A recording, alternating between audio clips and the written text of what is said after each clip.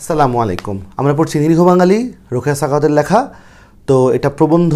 এই প্রবন্ধের আজকে আমরা তৃতীয় পর্ব পড়ছি। তো সবাইকে অনুরোধ থাকবে যে এর আগে দুটা পর্ব আপলোড করা হয়েছে, সেটা দেখলে এই প্রবন্ধটা বুঝতে অনেক সহজ হবে এবং অনেক ভালো লাগবে আসলে।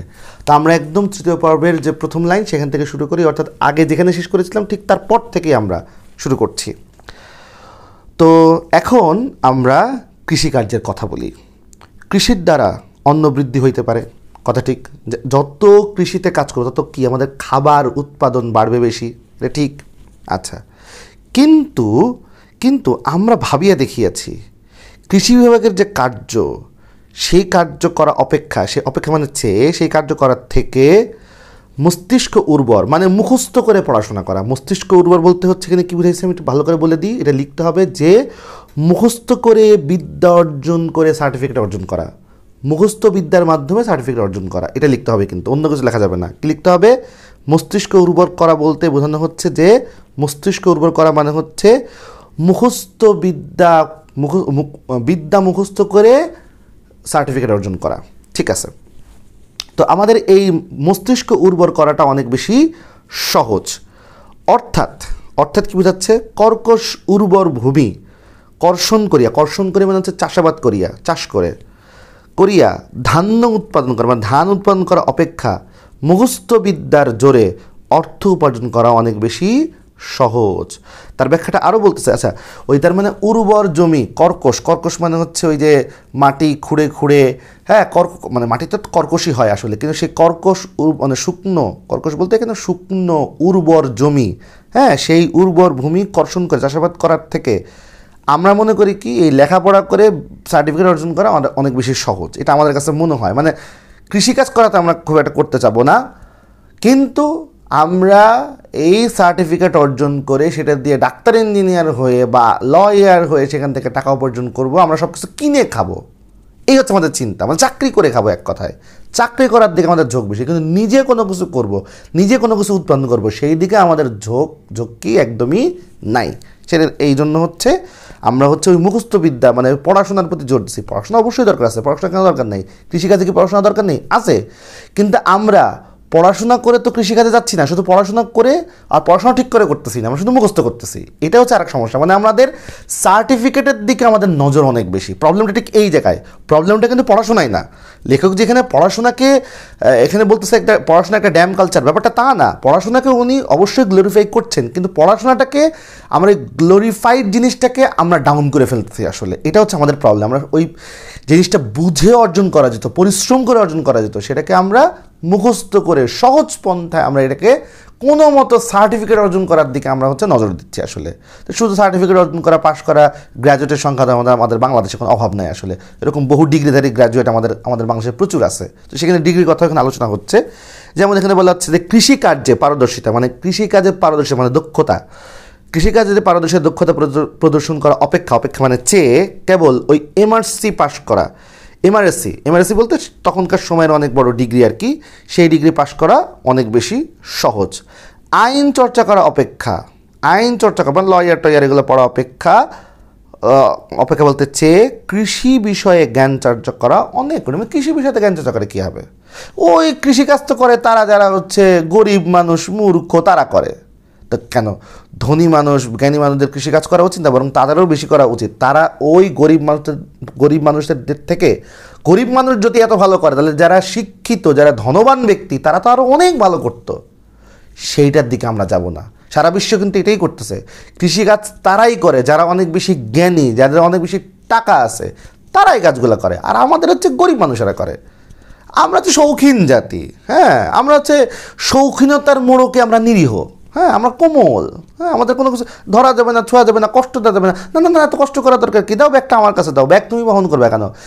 যেই ব্যাগ তুমি বহন করতেছো ওই ব্যাগের জ্ঞানও তোমার বহন করতে হবে। তো ব্যাগের জ্ঞান বহন করবো, কিন্তু ব্যাগ বহন করবো না, তা তো হবে না।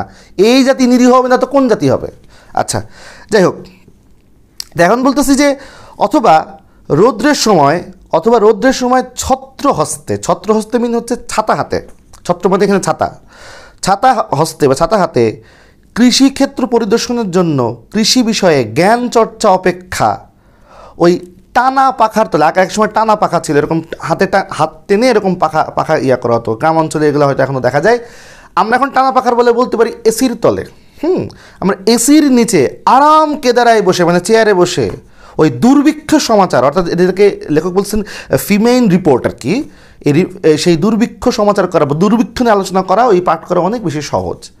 দুর্ভিক্ষ নিয়ে আলোচনা না করে কৃষিকাজ করলেই তো দুর্ভিক্ষ ঠিক হয়ে যায়, কিন্তু না, আমরা পড়ালেখা করে দুর্ভিক্ষ নিয়ে বিরাট জ্ঞান অর্জন করব, কিন্তু দুর্ভিক্ষ সমাধানের জন্য কী করা দরকার ওইটা আমরা করব না।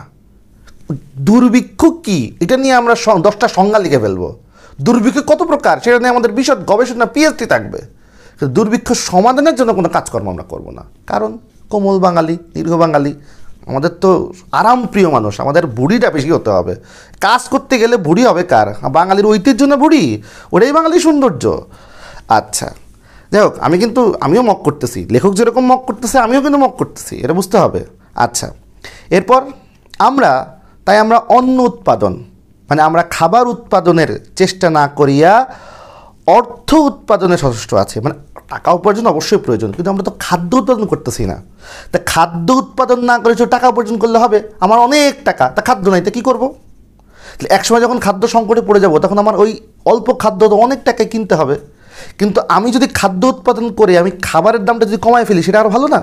তাহলে আবার গরিব মানুষের ভালো থাকতে পারে না, না সেই কাজ করা যাবে না। প্রয়োজন আমি বিদেশ থেকে কিনে আনবো, আমার নাই তো কী হয়েছে, আমি পেঁয়াজ আলু থেকে শুরু করে তেল যা কিছু আছে সব বিদেশ থেকে আনবো, নিজে উৎপাদন করবো না। তো এত কিছু বিদেশ থেকে কিনতে গেলে আমাদের টাকা কি, টাকার মান বেড়ে যাবে না? টাকার মান যখন বেড়ে যায় তখন কি, টাকার মান যখন বেড়ে যায় তখন ওই টাকার মূল্য কিন্তু কমে যায়। মনে রাখতে হবে, টাকার মান যখন বেড়ে যায় তখন টাকার মূল্য কমে যায়। টাকা অর্থাৎ টাকার মান সবসময় মনে রাখতে হবে কম থাকা উচিত। মানে টাকা যদি কথা 10 টাকা দিয়ে আমরা এখন যে জিনিসটা কিনি, আমরা ওই 10 টাকা দিয়ে আমরা আগে অনেক বেশি জিনিস কিনতাম, তার মানে কি টাকার মান আমাদের কমে গিয়েছে। টাকার মান কমে যাওয়া তো উচিত না, আসলে টাকার মান ঠিক থাকা উচিত আসলে। যাই হোক, এগুলো নিয়ে কথা বলবে কে, কিন্তু না, এটা কেন হচ্ছে? কারণ হচ্ছে যে আমরা খাদ্য উৎপাদন করতে চাই না, খাদ্য আমরা উৎপাদন না করে খাদ্য আমদানি করে আনবো, ওই কাজে আমরা অনেক বেশি পারদর্শী। আচ্ছা, তারপর কি বলা হচ্ছে, আমাদের অর্থের অভাব নাই, সুতরাং অন্ন কষ্ট হবে না। ওই দরিদ্র অভাগা সব অন্ন হবে মরুক, তাতে আমাদের কি? দরিদ্র খাবারে হবে মরে যাবে, তাতে আমাদের কি হয়েছে? আমরা আরও অনেক প্রকার সহজ কার্য নির্বাহ করিয়া থাকি। সেই সহজ কার্যগুলো কি? এখানে মোটামুটি 8টা পয়েন্ট বলছেন। পয়েন্ট নাম্বার 1, রাজ্য স্থাপন করা অপেক্ষা রাজা উপাধি লাভ করা অনেক সহজ। আমরা রাজ্য স্থাপন করবো না, মানে দেশ গড়বো না। রাজ্য স্থাপন বলতে এখানে বোঝাচ্ছে রাজ্যটাকে স্থাপন করা, দেশটাকে সুগঠন করা, ওইটাতে আমরা করবো না। আমরা ওই দেশের রাজা হব, মানে একসময় রাজা বলতে জমিদারকে বোঝানো হইতো আর কি। তো আমরা ওইখানে জমিদার হব, আমরা ওটার মালিক হব, ওটার মালিকানা বা ওটার বস হব, ওটার রাজা হব। তো মালিকানা নিতে আমরা প্রস্তুত, কিন্তু ওই মালিকানা নেওয়ার পর ওই দেশটাকে বা ওই জায়গাটাকে যে সুগঠিত করতে হবে, এইটা নিয়ে আমরা কাজ করি না। শিল্প কাজে 2 নম্বর, শিল্প কাজে পারদর্শী হওয়া অপেক্ষা, শিল্প কাজে মানে আর্টিস্টিক কাজে পারদর্শী হওয়ার অপেক্ষা থেকে আমরা কী কাজ করি, বিএসসি বা ডিএসসি পাস করা অনেক সহজ, সেই সময় ডিগ্রির কথা বলা হচ্ছে আর কি। তারপর 3 নম্বর, অল্প বিস্তর অর্থ ব্যয়ে দেশে কোনো মহৎ কার্য দ্বারা খ্যাতি লাভ করা অপেক্ষা, মানে আমরা অর্থ ব্যয় করে মহৎ কাজ করে খ্যাতি লাভ না করে আমরা ভালো কাজ করে, মহৎ কাজ মানে তো ভালো কাজ করে খ্যাতি লাভ করার অপেক্ষা চেয়ে আমরা কি করব, আমাদের বাহাদুর হতে হবে, মানে বংশের নাম উঁচু করতে হবে, বাহাদুর বংশ। তারপর হচ্ছে আমাদের রায় বাহাদুর, মানে বংশের দিক থেকে উপাধির দিক থেকে উপাধির জন্য আমরা হচ্ছে পড়ে থাকি, উপাধির জন্য আমরা ওটার জন্য অর্থ ব্যয় করতে অনেক বেশি আমরা প্রস্তুত থাকি। তা বলতে এই জন্য বলতেছে যে অল্প বিস্তর অর্থ ব্যয়ে দেশে কোনো মহৎ কার্য দ্বারা খ্যাতি লাভ করার থেকে বাহাদুর বা রায় বাহাদুর উপাধি লাভের জন্য অর্থ ব্যয় করা অনেক সহজ। আমরা ওই জায়গায় অর্থ ব্যয় করব নাম কামানোর জন্য। তার নাম কামানো বেশি ইম্পর্টেন্ট নাকি নিজের কাজটা মহৎ হওয়া অনেক বেশি ইম্পর্টেন্ট, ভালো হওয়া ইম্পর্টেন্ট? নাম দিয়ে কী হবে? ভালো কাজ করলে তো নাম এমনিই হবে, কিন্তু আমরা ভালো কাজ করব না, নামটা আমাদের অনেক থাকতে হবে। ভালো কাজ মানে নামের জন্য আমরা অনেক কিছু করি। ওই যে অনেক সময় হয় না যে আমরা নামের জন্য হাজি হই, হ্যাঁ, পয়সা খরচ করে আমরা হাজি করি। তো হাজি হওয়ার থেকে ধার্মিক হওয়া বেশি জরুরি। আর হাজি যদি হতে পারি সেটা ভালো, কিন্তু শুধু নাম কামানোর জন্য হাজি হওয়া, ওই হাজি হওয়ার তো কোনো মানে হয় না আর কি। হ্যাঁ, আচ্ছা, তারপর প্রতিবেশী দরিদ্রের শোকে দুঃখিত হওয়া ব্যথিত হওয়া অপেক্ষা বিদেশি বড় লোকদের মৃত্যু দুঃখে শোক সভায় সভ্য হওয়াটা অনেক বেশি সহজ। পাশের বাড়ির মানুষজনের কী হচ্ছে সেটা দেখার বিষয় নেই, কোন বিদেশে কে মারা গেল কী গেল ওইগুলো নিয়ে আমাদের মাতামাতি বেশি। তা আমাদের আগে তো পাশের বাড়িটা দেখতে হবে, আমাদের ঘরেরটা আগে দেখতে হবে, ঘরের সুখ দুঃখ বুঝতে হবে। পরের ঘরে নিয়ে পরনিন্দা করে এত পরের চিন্তা আমরা তো করা দরকার। আগে নিজ জায়গা যখন স্ট্রং হবে তখন পরকে নিয়ে নাকি চিন্তা করা যাবে। আমরা পরকে নিয়ে আগে চিন্তা করি, তো পরকে নিয়ে আগে চিন্তা না করে নিজকে নিয়ে আগে চিন্তা করা উচিত না? আগে নিজে চিন্তা করো তারপর পরেরটা চিন্তা করো, কিন্তু না, নিজে চিন্তা বাদ, আমরা পরের নিয়ে পরনিন্দা, রূপচর্চা, তারপর কার কী হয়েছে না হয়েছে এইগুলো নিয়ে পড়ে থাকি। কেন রে ভাই, আগে নিজেরটা তুমি নিজের চরকায় তেল দাও না। সেই কাজটা আমরা করার জন্য আমরা প্রস্তুত না। আমরা তো অলস জাতি। অলস জাতি ভালো কী কাজ করতে পারে? অলস জাতি যে কটা কাজ ভালো করতে পারে অন্যতম একটা কাজ হচ্ছে অলস জাতি পরনিন্দা খুব ভালো করতে পারে।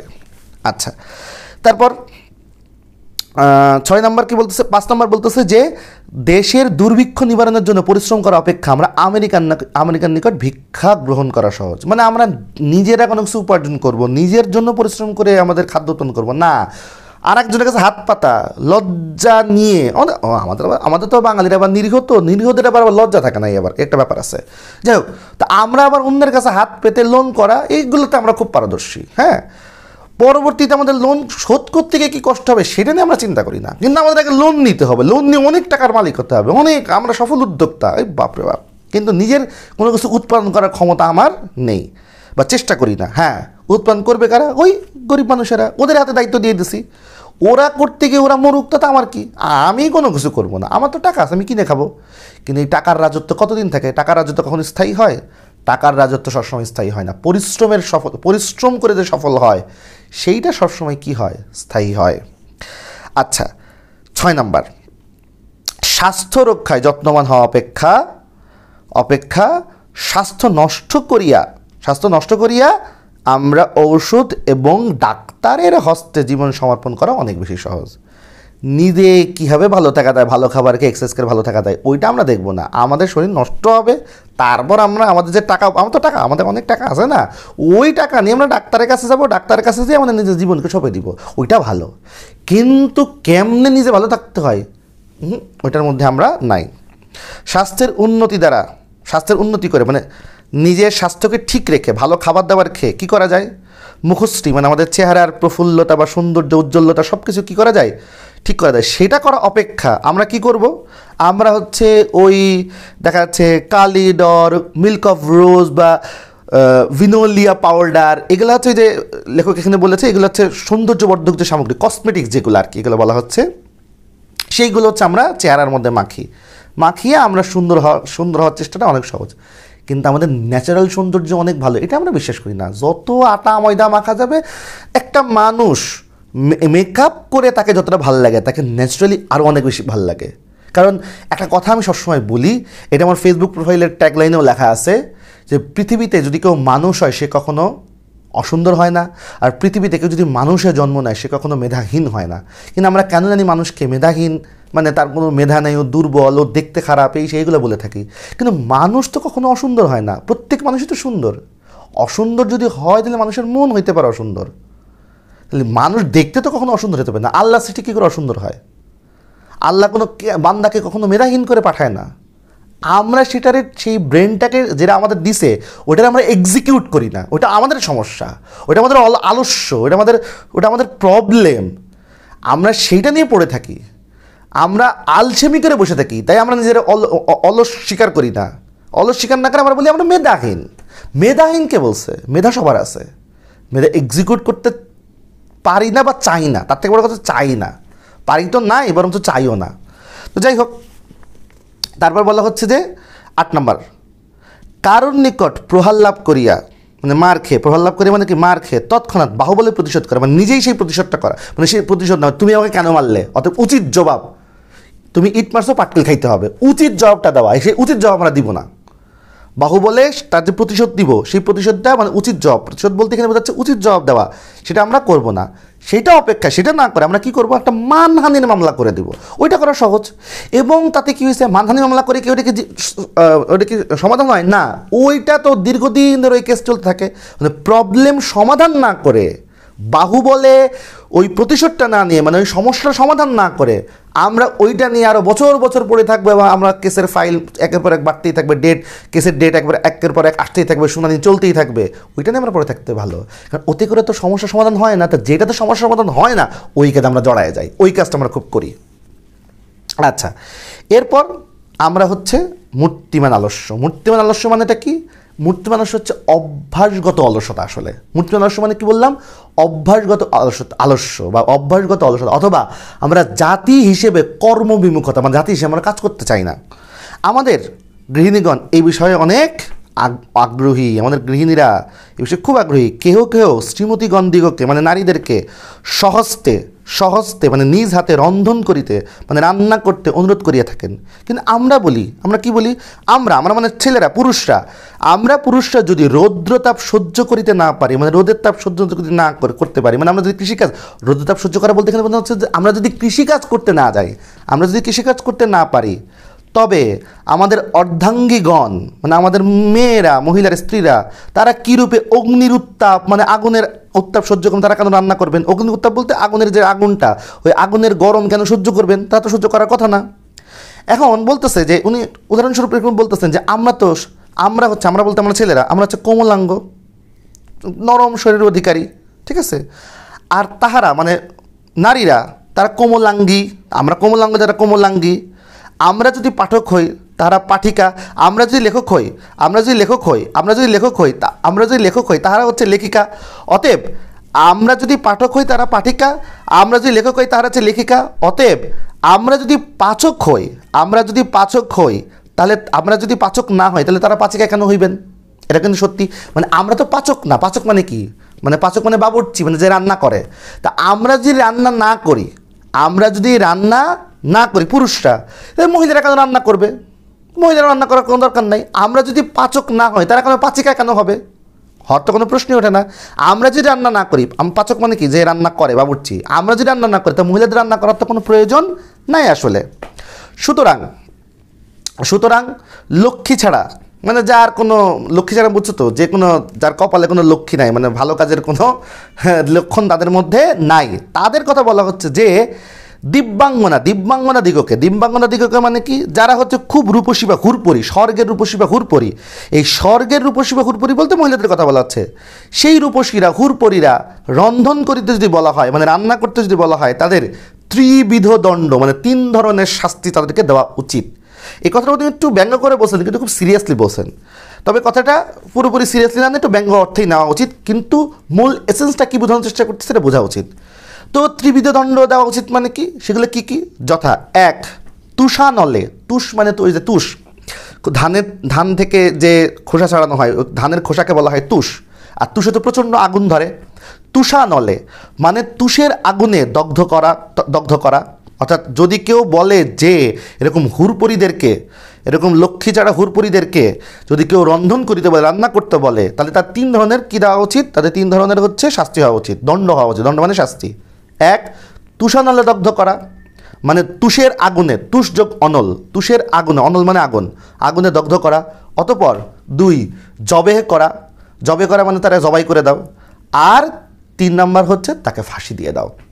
তো বুঝতে পারা যাচ্ছে যে তুমি যদি কোনোভাবে এইসব হুরপরীদেরকে তুমি যদি কোনো কাজ করতে বলো, রন্ধন করতে বলো, তাহলে তোমার কিন্তু ফাঁসি হয়ে যাবে, তোমার জবাই করে দেওয়া হবে। হ্যাঁ, তোমার কিন্তু একদম তুষারলে আগুন দিয়ে পুড়াই দেওয়া হবে আসলে, মানে তোমাকে ভস্য করে দেওয়া হবে। তুমি যদি ওদেরকে আগুনের উত্তাপে রান্না করতে বলে, তো তোমাকেই ভস্য করে দেবে, তোমাকে উড়াই দেওয়া হবে, তোমাকে ফাঁসি দেওয়া হবে, তোমাকে জবাই করা হবে, তোমাকে নিশ্চিহ্ন করে। তুমি কেন বলবা? তোমার বলার কোনো সুযোগ নাই, তুমি বলতে পারবা না, কারণ তুমি তো কোমল, তুমি তো কোনো কাজ করবে না, তুমি তো পরিশ্রম করে কোনো কিছু অর্জন করবে না, তুমি তো নিরীহ বাঙালি, তুমি তো নিরীহ। আমরা সকলেই কবি। আমাদের কাব্যে বীররস মানে কি? বীররস মানে হচ্ছে বিদ্রোহী। আমাদের বীররস অপেক্ষা করুণ রস বেশি, মানে দয়া মাখা বেশি, মানে কান্নাকাটি বেশি। করুণ রস যার মধ্যে কান্নাকাটি, মানে কবিতার মধ্যে শুধু কান্নাকাটি কেন থাকবে? বিদ্রোহের আচরণ তো থাকবে। বিদ্রোহ নজরুলের মতো বিদ্রোহ থাকতে হবে না। আমরা নজরুলের মতো বিদ্রোহ না, ওই প্রেম প্রীতি ভালোবাসা কান্নাকাটি এগুলো নিয়ে আমরা পড়ে থাকি। আমাদের এই হচ্ছে কবিতা, এই সব লিখেই আমরা কবি হয়ে গেছি। কিন্তু কবি হওয়া মানে তো সেখানে সত্য কথা বলা, সত্য বচন, বিদ্রোহী মনোভাবে প্রতিবাদ করা। না, সেটা আমরা করব না। আমরা এসব ওই সিরিয়াল মার্কা কান্নাকাটি লেভেলের যে টপিক, এগুলো নিয়ে হচ্ছে আমরা কবিতা লিখে আমরা সবাই কবি হয়ে গেছি। আমরা নজরুল হওয়ার চেষ্টা করি না, আমরা সবাই হচ্ছে প্রেম প্রীতি নিয়ে ওই লুতুপুতু কাহিনী নিয়ে আমরা হচ্ছে কবিতা লেখার চেষ্টা করি। আচ্ছা, আমাদের এখানে মানে সব কোমল বিষয় থাকতে হবে, আমাদের মধ্যে ওই বিদ্রোহী ভাবটা থাকলে হবে না, কর্কশ ভাবটা থাকলে হবে না, আমাদের মধ্যে হচ্ছে কোমল হতে হবে। এত বিদ্রোহী লাভ কি, প্রতিবাদ করে কি হবে, সহজ হয়ে থাকো, স্বাভাবিক থাকো, এত নর্মাল, এত ইয়ে হয়ে কী হবে। আমাদের এখানে লেখকের অপেক্ষা লেখিকা বেশি, মানে লেখক মানে পুরুষকে নিয়ে কথা বলার থেকে লেখিকা মানে মহিলাদেরকে, এখানে লেখিকা বলতে কিন্তু লেখিকা না, এখানে লেখিকা বলতে নারীদের কথা বলা হচ্ছে, বুঝতে হবে। লেখিকা বলতে লেখিকা না, লেখিকা বলতে হচ্ছে নারীদের কথা বেশি বলা হয়, নারীদেরকে নিয়ে আলোচনা বেশি করা হয়। তাই কবিতার স্রোতে বিনা কারণে অশ্রুপ্রবাহ মানে কান্নার কথা বেশি বহিয়া থাকে, মানে কবিতার থেকে সেখানে কবিতার মধ্যে কবিতার কথা বলার থেকে সেখানে কান্নার কথা সেখানে বেশি বলা হয়, মানে কান্নাকাটি নিয়ে পড়ে থাকে। এইগুলো নিয়ে আমরা হচ্ছে বেশি লেখালেখি করি। আসলে আমরা পদ্য লিখিতে বসিলে মানে কবিতা লিখতে বসিলে কোন বিষয়টা বাদ দিই, সেখানে সব কিছু লিখে ফেলি। সেখানে ওই যে ভগ্ন সুর্প মানে হচ্ছে কুলো, ওই যে ধান ঝাড়ি যে কুলো, হ্যাঁ, ভগ্ন ভগ্ন মানে ভাঙা, কুলো সুর্প মানে কুলো, ভগ্ন মানে ভাঙা কুলো, জীর্ণ কাঁথা মানে ছেঁড়া কাঁথা, পুরাতন চটি জুতা মানে পুরাতন স্যান্ডেল, মানে এই সব কিছু আমরা লিখি। কোনো কিছুই পরিত্যাজ্য নয়, মানে কোনো কিছু বাদ যায় না, পরিত্যাজ্য মানে হচ্ছে বাদ যায় না। আমরা আবার কি করেছি, নতুন নতুন কিছু শব্দ সৃষ্টি করেছি, কঠিন কঠিন শব্দ যেগুলো নারীদের ক্ষেত্রে ব্যবহার করি আসলে, বা আমরা হচ্ছে আমাদের ড্রামাটিক করুণ কাহিনী বলতে গিয়ে আমরা এগুলো ব্যবহার করি। যেমন আমরা ব্যবহার করছি অতি মানে অনেক, শুভ্র নীলাম্বর, অতি শুভ্র নীলাম্বর মানে কি, শুভ্র নীলাম্বর মানে হচ্ছে পরিষ্কার নীল আকাশ। আমরা আবার বলেছি যে শাশ্বশ্রু সজল নয়ন মানে হচ্ছে জল ভরা চোখ। আমরা এই ধরনের বিভিন্ন রকমের খুব আর্টিস্টিক মার্কা, হ্যাঁ, কবিতার শব্দ ব্যবহার করছি, কিন্তু এই শব্দগুলো দিয়ে করুণ রস প্রকাশ না করে আমাদের ন্যায্য কথা, ন্যায়ের কথা, সত্য কথা প্রতিবাদের সুরে বলার মতো কবিতা আমরা লেখার সাহস আমরা পাই না, কারণ ওই সাহস আমাদের নাই, আমরা তো কোমল, আমরা তো নিরীহ। হ্যাঁ, তারপর কি বলা হচ্ছে, শ্রীমতীদের মানে নারীদের যে করুণ বিলাপ মানে যে ড্রামাটিক যে কাহিনী বা যে ঘরের মধ্যে ঝগড়াঝাঁটি, এগুলো নিয়ে হচ্ছে আমরা কথাবার্তা বেশি বলি আসলে। হ্যাঁ, সেখানে বিলাপ প্রলাপ পূর্ণ প্রদ্যের যে অশ্রু জলের যে বন্যায় বঙ্গদেশে ধীরে ধীরে সব ডুবিয়ে যেতেছে, মানে আমাদের অশ্রু জলের বন্যায় আমাদের কবিতা সব ডুবাই দিচ্ছে। সেখানে করুণ বিলাপ প্রলাপ মানে কান্নাকাটির যে ঝগড়াঝাঁটির যে বিষয়গুলো, এইগুলো নিয়ে হচ্ছে আমরা কথাবার্তা বলতে অনেক বেশি পছন্দ করতেছি। সুতরাং কি দেখিতেছেন আমরা সকলেই হচ্ছে কবি, আমরা সকলেই কি কবি।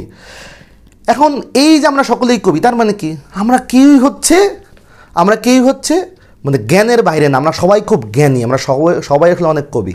তো লেখক শেষ পর্যন্ত এত কথা বলতে বলতে একটু বোঝাই যাচ্ছে ক্রিটিসাইজ করে উনি কী করছেন, নিজেদেরকে আসলে নিজেদের প্রশংসা করতেছেন। এত প্রশংসা, এটা কি আসলে প্রশংসা না, এটা আমাদের নেতিবাচক দিকগুলো উনি তুলে ধরেছেন, নেগেটিভ দিকগুলো উনি তুলে ধরেছেন আসলে, কিন্তু আমাদের কাছে এই নেগেটিভ দিকগুলো পজিটিভ। তো এটা নিয়ে উনি কথা বলতেছেন যে কোনটা নেগেটিভ কোনটা পজিটিভ, এটা আমাদের বুঝতে হবে, কোনটা অর্জন করতে হবে কোনটা বর্জন করতে হবে এটা বুঝতে হবে, এইটা নিয়ে কথা বলতে হবে। এই যে আমরা নিজেদের এত আত্মপ্রশংসা করিব, মানে আর কত আত্মপ্রশংসা করিব, আত্মপ্রশংসা মানে কি নিজের প্রশংসা, আর আত্মপ্রশংসা করে আর ভাল লাগতেছে না, এত আত্মপ্রশংসা করে আর লাভ কি। এখন উপসংহার করি, উপসংহার মানে কি শেষ করি, আর আমাদের ভিডিওটাও শেষ করি। আশা করি তোমরা এই গল্পের মূল এসেন্সটা বুঝতে পেরেছো।